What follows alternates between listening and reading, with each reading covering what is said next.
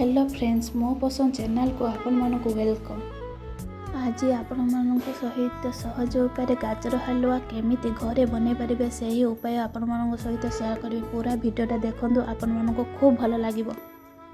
गाजर हलवा पाए मु 500 ग्राम गाजर नेछि, किछि काजू किशमिश, 100 ग्राम चीनी, किछि गुआ घी, 250 ग्राम क्षीर नेछि।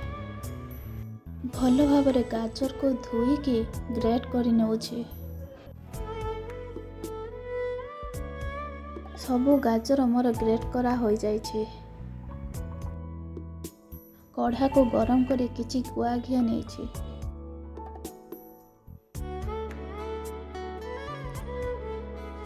घी गरम हवा परे काजू किशमिश की 1 मिनिट पाए भाजी नौछे।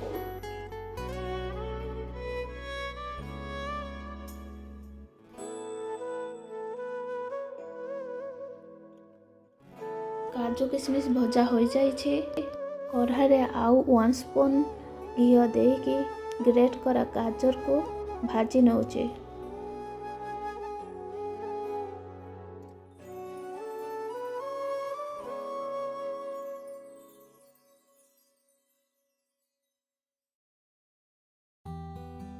दस मिनिट भल भाव गाजर को भाजी नहीं। सेथिरे एबे क्षीर देबी। क्षीर दे सारा परे सेथिरे किछि चीनी दे देबी।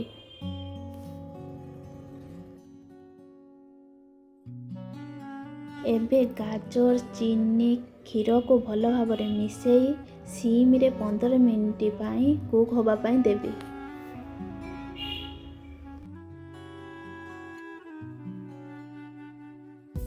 पंद्रह मिनिट परे देखंतु गाजर पूरा सिझी जाइछे। एबे एथिरे भाजिकी रखिथिबा काजू किशमिश की पकेकी भल भावरे मिसेई नेबी। भल भावरे मिसेई नेछि। आउ 1 मिनिट सिम रे बसेबी।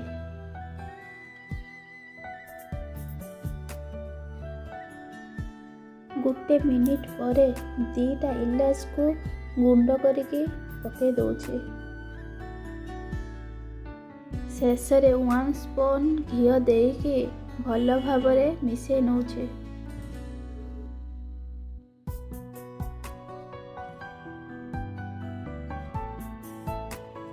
एबे देखंतु मोर गाजर हलवा पूरा पूरी रेडी। रेसिपीटा निश्चित भावरे आपण माने घरे ट्राए करिवे। जदि रेसिपीटा भल लगे लाइक सब्सक्राइब कमेंट निश्चित भावरे करिवे। टाटा।